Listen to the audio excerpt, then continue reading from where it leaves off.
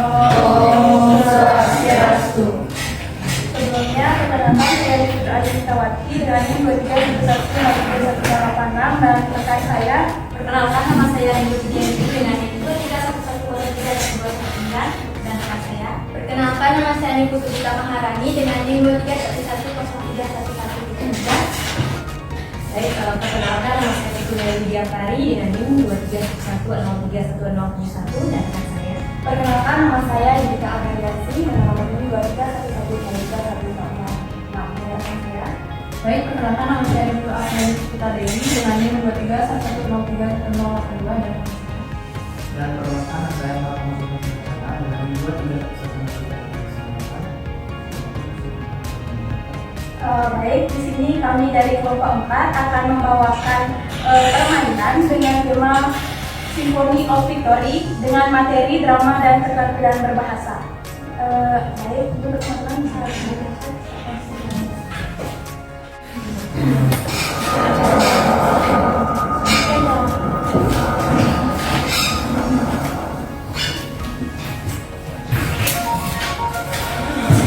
Baik teman-teman, izin untuk menyampaikan filosofi dari permainan kami yaitu Symphony of Victory yang menggambarkan keberhasilan yang tercapai melalui kerjasama seperti simfoni yang indah. Setiap elemen bersatu tanpa perselisihan untuk mencapai tujuan bersama, di mana kemenangan terwujud dari kesatuan dan kekuatan bersama. Jadi, siapkan diri kalian, jawab dengan tepat dan buktikan tim kalian yang terbaik. Sebelum lanjut, saya ingin cek sound terlebih dahulu. Untuk kelompok 1, mana suaranya? Wah, ternyata sangat semangat ya dari kelompok 2, kelompok 3, sangat semangat. Untuk kelompok 2, mana suaranya? Oh, ternyata tidak kalah semangat. Dan yang terakhir, kelompok 3, mana suaranya?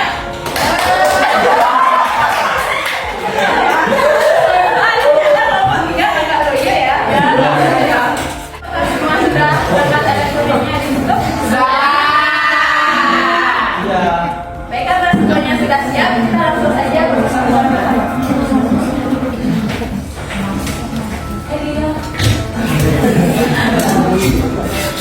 Adalah yang pertama, kita akan membahas pengertian drama.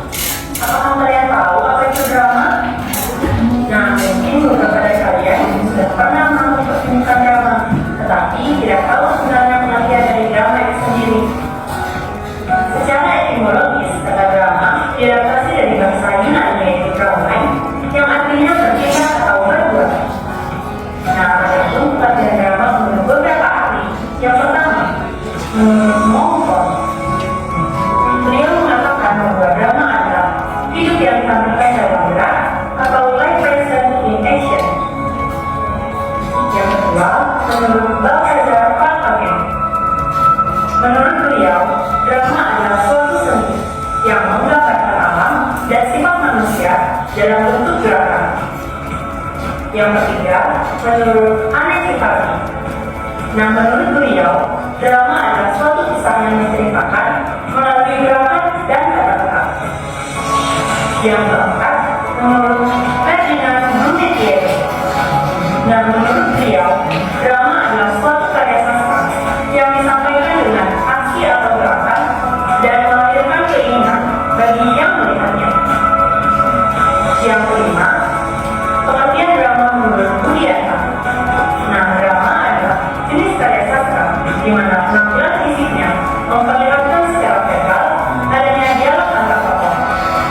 Nah, jadi pengertian drama itu adalah genre karya sastra yang berupa arahan yang menggambarkan atau mengilustrasikan realita kehidupan, watak dan tingkah laku manusia, di mana kisah di dalamnya disampaikan melalui peran dan dialog yang ditampilkan di atas panggung dalam beberapa babak.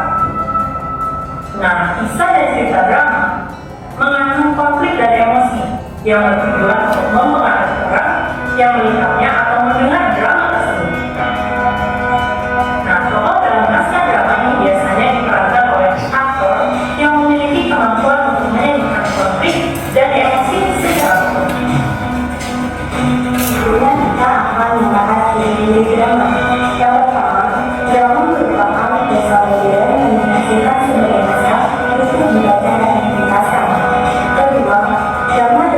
dan diharapkan diseluruh pemahaman dengan lokal yang dibutuhkan. Ketiga, pemikiran dan gagasan pengarang disampaikan melalui dialog-dialog kata-katanya. Keempat, konflik ialah unsur penting dalam drama. Konflik digerakkan oleh kata-kata dan aktor, elemen penting dalam skrip drama. Kelima, sebuah skrip yang didasari oleh konflik tidak dianggap sebagai drama yang baik. Keenam, gaya bahasa dalam sebuah drama penting karena menunjukkan masa-masa dari masyarakat yang dibangkinya, dan juga drama menjadikan sosial budaya masyarakat yang dijalankan oleh pengarang. Ketujuh, drama harus terdapat konflik atau ketegasan yang menjadi inti dari cerita drama. Kedelapan, durasi waktu pementasan drama dapat berlangsung selama sekitar 3 jam. Ini yang akan menjelaskan jenis drama. Yang pertama, seluruh cerita berdialog dan itu maupun narator. Yang kedua, semua dialognya menggunakan tanda kutip karena dialog bukan dari pemasukan. Ketiga, naskah drama menggunakan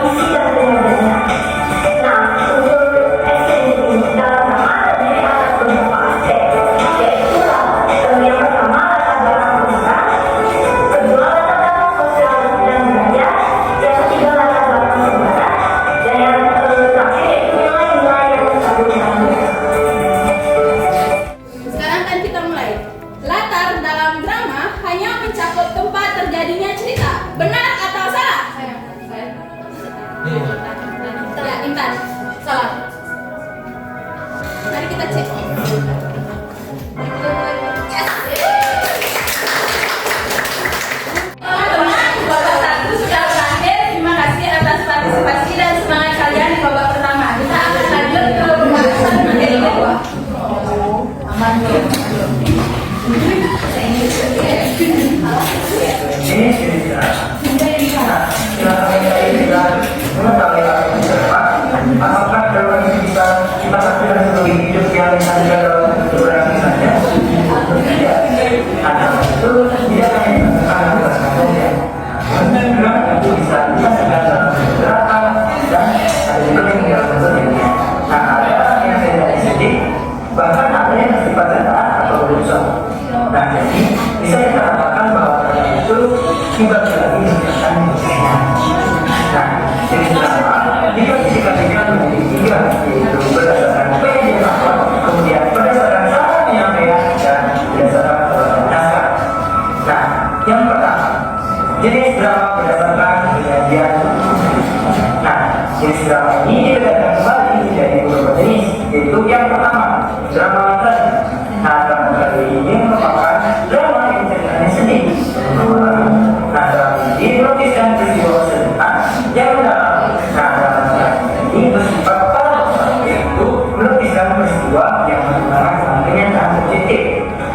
Namun, mengandung sebuah sejarah. Nah, tragedi ini menunjukkan kekeliruan manusia dengan harapan agar manusia itu dapat hidup secara jenis. Nah, sebagai drama tragedi ini adalah Oedipus Sangga. Kemudian yang kedua, drama komedi. Nah, drama komedi ini adalah drama yang lucu dan memiliki penuh logika. Nah, komedi ini bersifat menghibur yang biasanya memuat adegan dan aksi. Yang dimana narasi ini bersifat satir untuk menghibur dan biasanya bersifat intimik atau berakhir dengan kebahagiaan. Yang contoh dari drama komedi ini adalah Versions of Venus. Nah, yang ketiga, drama tragedi merupakan drama yang akan sedih dan lucunya. Biasanya drama tragedi ini biasanya dipadukan antara drama tragedi dan komedi. Nah, yang keempat, drama opera adalah sebuah drama yang mengandung musik dan nyanyian. Drama opera dilakukan dengan cara dinyanyikan sebagai diiringi musik. Yang kelima, drama melodrama. Nah, drama ini merupakan drama yang sentimental, di mana misalkan cerita yang mengembangkan dan menghadirkan tokoh yang mengasihkan. Nah, drama ini sering disebut sebagai drama yang berlebihan. Nah, contohnya seperti drama Romeo dan Juliet yang merupakan salah dari drama drama di mana pada kisahnya dialog sebagai melodrama karena mengisahkan cinta yang berbeda dan berlebihan.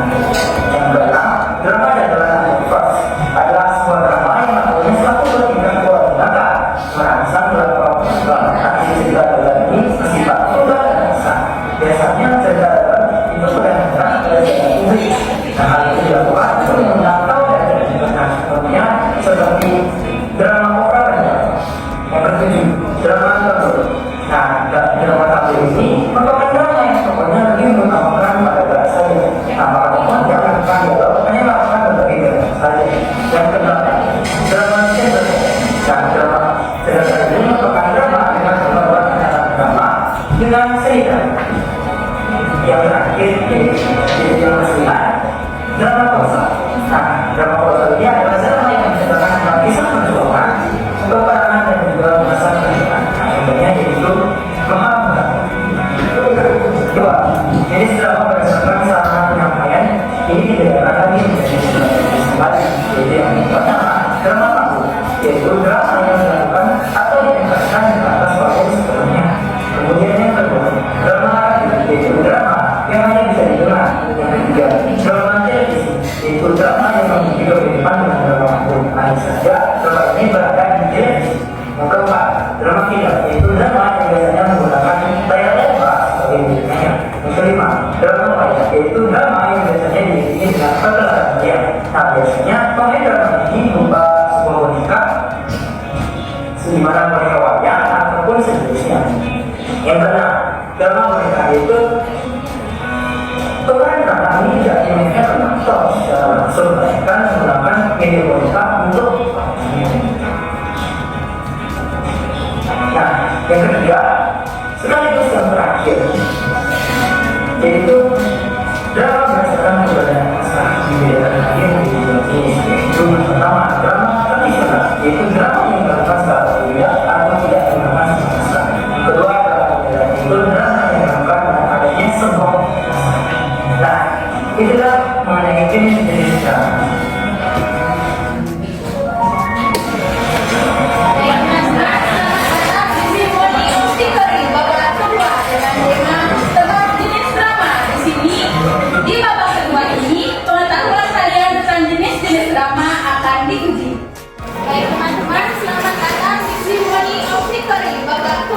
dengan tema tebak jenis drama.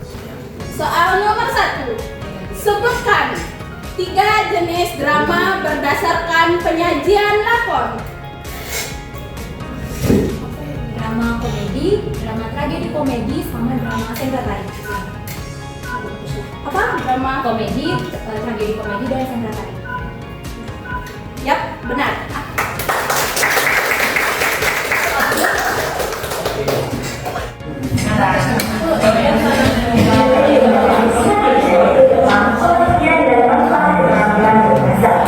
Sebelumnya ada yang tahu nggak apa itu keterampilan berbahasa?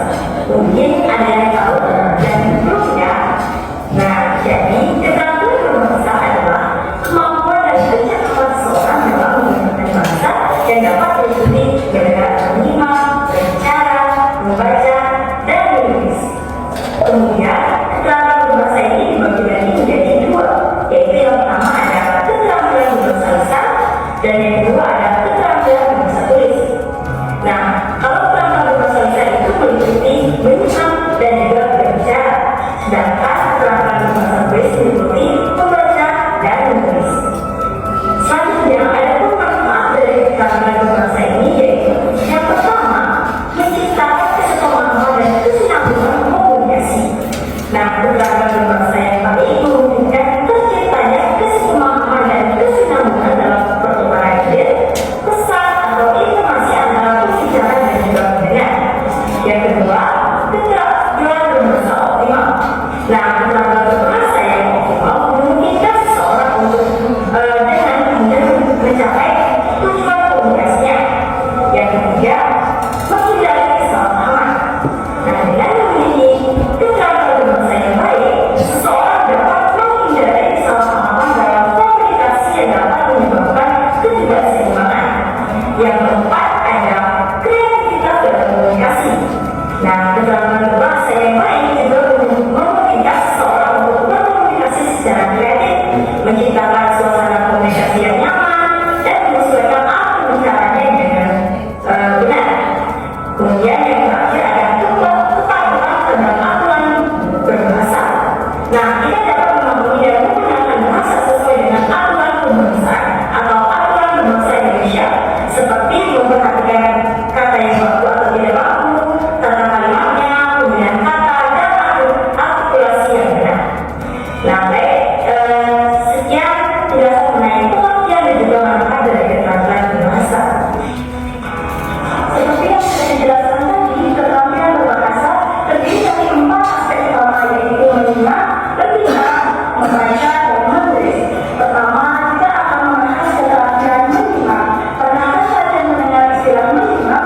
Mungkin kalian berpikir, itu cuma mendengar biasa. Tunggu dulu, menyimak itu lebih dari sekedar mendengar. Menyimak adalah proses mendengarkan dengan penuh perhatian.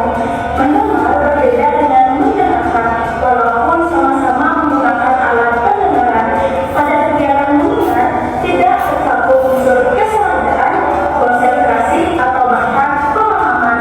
Sementara pada kegiatan mendengarkan, terdapat unsur-unsur kesadaran karena dilakukan dengan penuh perhatian dan konsentrasi untuk memperoleh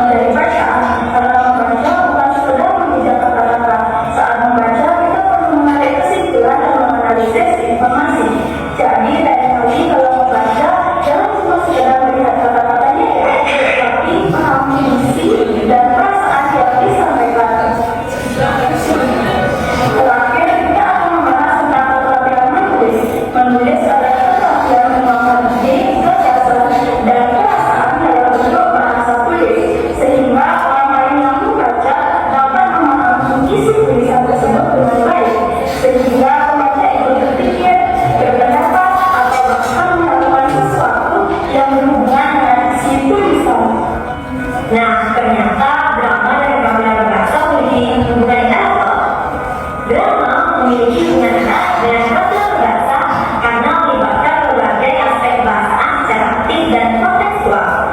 Dalam konteks kemampuan produktif berbahasa, drama mampu meningkatkan keterampilan berbahasa.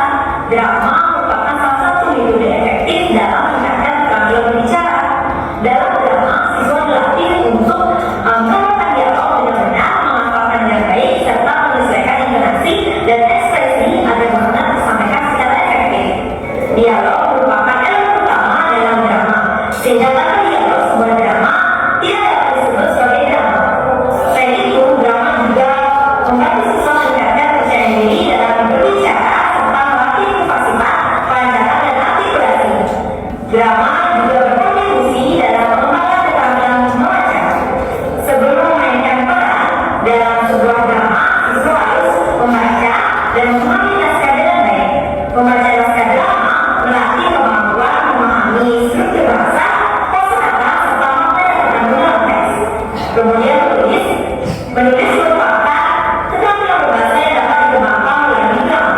Dalam pengembangan pembelajaran menulis, guru dapat menggunakan teknik pengajaran menulis naskah drama seperti menulis selanjutnya, menulis berdasarkan visual, suara, bacaan, atau tema tertentu.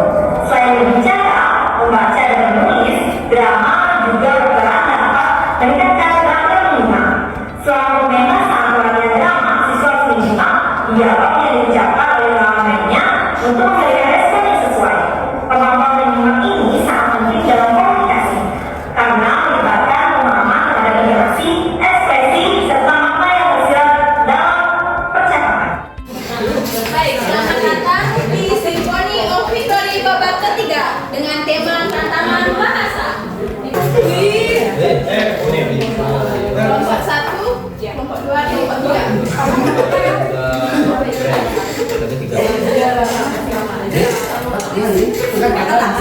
Ya, angkat tangan hanya setelah soal selesai dibandingkan. Jika soal belum selesai, jika angkat tangan maka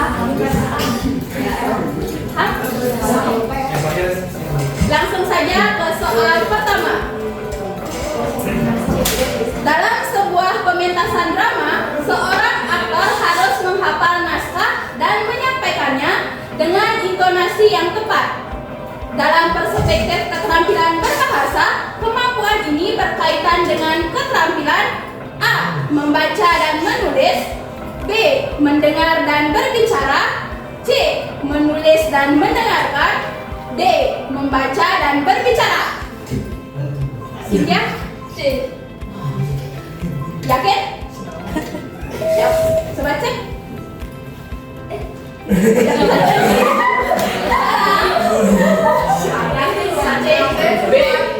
B.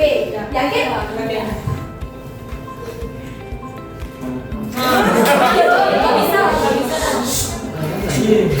Baik, silakan duduk ke tempat mas.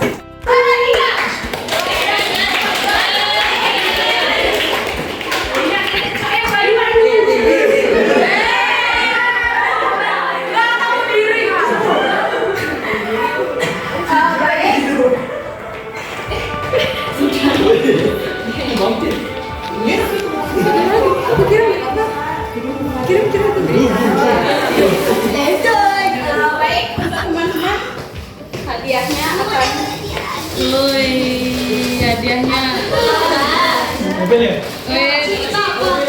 Wih, banyaknya. Yang pink dulu. Nggak tahu? kelompok 1 bisa pilih. Yang mana?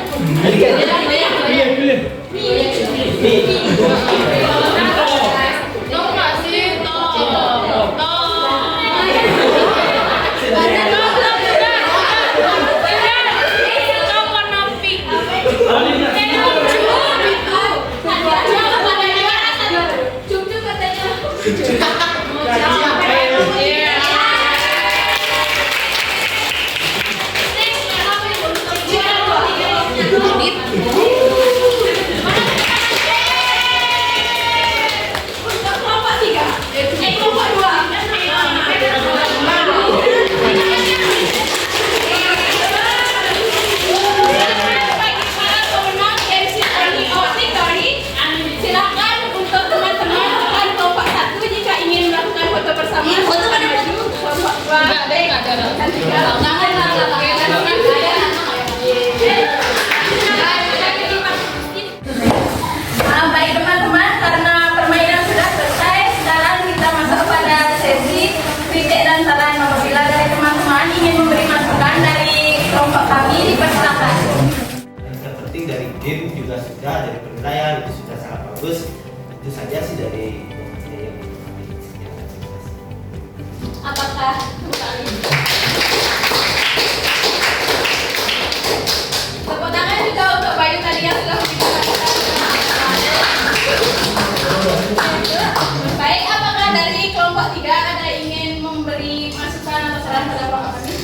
masyarakat.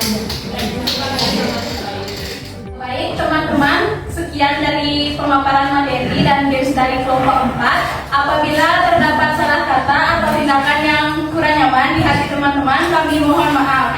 Dan terima kasih kami ucapkan kepada teman-teman karena sudah mengikuti games dengan tertib dan sangat aktif. Kami tutup dengan pranama sandi. Om Santi Santi Santi Om. Salam harmoni. Salam